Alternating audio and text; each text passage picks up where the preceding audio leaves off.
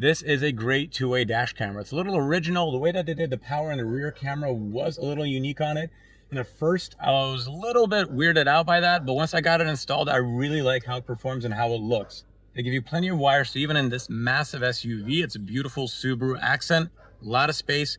Rear camera wire is able to get out toward the back. It has everything you expect from it. So when you get in here, you have a full menu. You have the parking mode on, you have Wi-Fi connectivity. You're able to calibrate everything from sound to the sensor sensitivity, connected to the phone on their app effortlessly. So it's great. It even has some of these smart options. It can be helping you with lane assist or accident prevention, which is brilliant. Their kit, it includes everything you need to hit the ground running on it, because that's the last thing you want to do is to go buying an SD card or a pry tool to install it.